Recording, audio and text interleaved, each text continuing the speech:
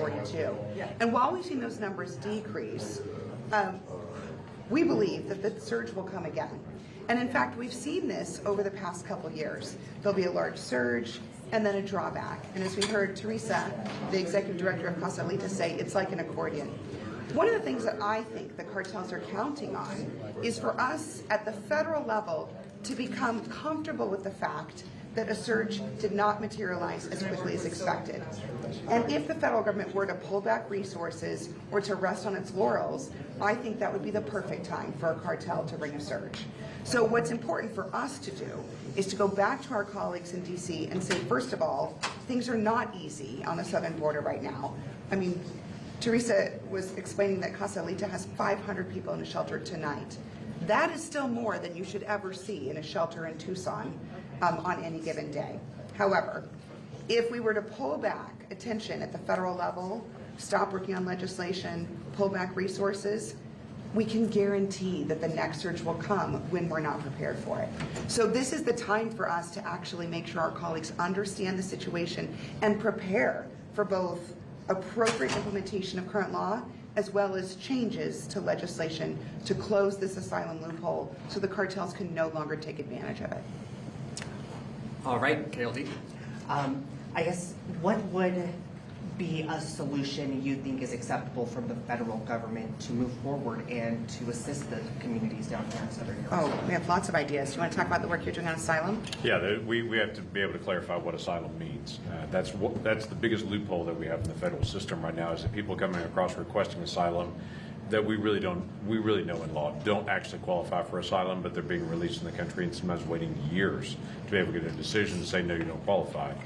But then there's all kinds of issues there where they've been there so long. So we've got to be able to clarify asylum. We've got to be able to make sure we take care of humanitarian issues in the meantime. But we've got to be able to make sure we're closing that loophole and providing clarity who does qualify for asylum and who doesn't.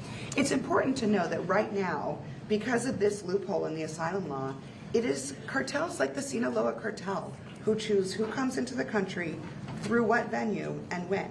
It's not the American government choosing that. And that's why it's so important to close this loophole. We also need to ensure that we have adequate and appropriate, well-trained and appropriately managed border security. You all know that in the Tucson sector right now, the amount of fentanyl that's coming in between ports of entry, that's being smuggled in by the cartels, exceeds what is being caught at the port of entry in the Tucson sector. That's not a mistake. It is intentional that while resources are being diverted to processing individuals through the broken asylum system, that fentanyl is continuing to come in at a faster and faster pace.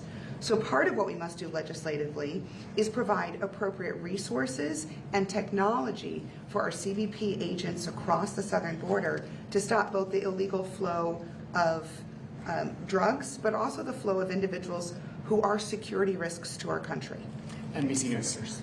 Senator Lankford to you, and then Senator Sinema. Why do you think joining a bipartisan trip to the border is different from going, for example, with all Republicans? And what have you gleaned from this experience? Yeah, so I've been multiple times to the border in a bipartisan trip. Obviously, it's helpful for people, multiple parties, to be able to talk, look at the same set of facts, and not argue about the facts. When we're actually able to look at the situation and say, okay, here's what everyone's telling us.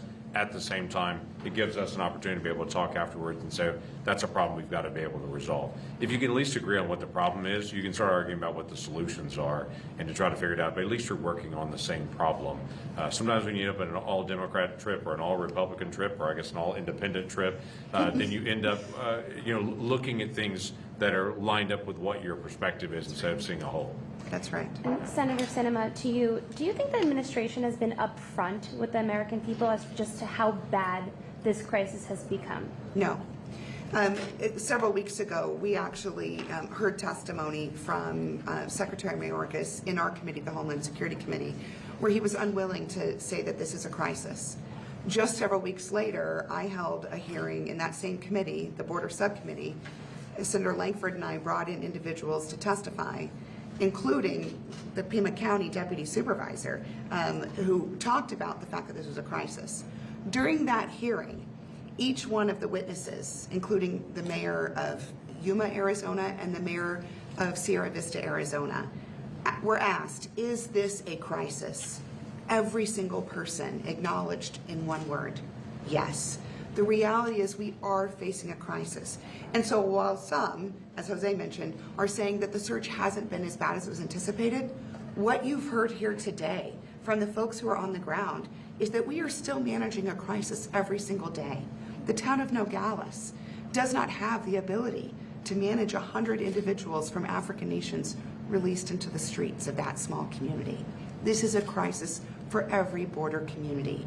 And it is incumbent on the federal government to enforce our current laws, as well as communicate effectively and honestly with all of our partners at the local level. And it is Congress's responsibility to change the broken legal system so that we don't have this problem moving forward. Univision. Are the southern border communities, the rural areas, prepared for another surge? Absolutely not. You know, several weeks ago, when I introduced legislation that would extend the authorities of Title 42 for an additional 2 years to give the Biden administration another chance to actually prepare for the end of it, which they did not do preceding this end of Title 42, I gave the example of Naco. Naco is a small town in southern Arizona with a population of less than 900 people. If there are street releases in Naco, there is literally nowhere for those migrants to go. There are no corridors of transportation. There aren't opportunities for them to find hotels and stay overnight. It is a very small town. And I continue to remind folks that in southern Arizona, our border communities are very different than those that you see in either Texas or California.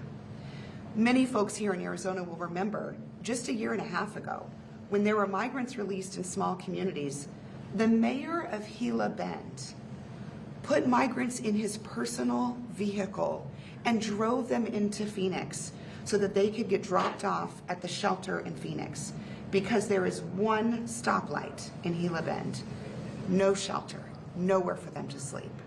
That is an important thing to remember.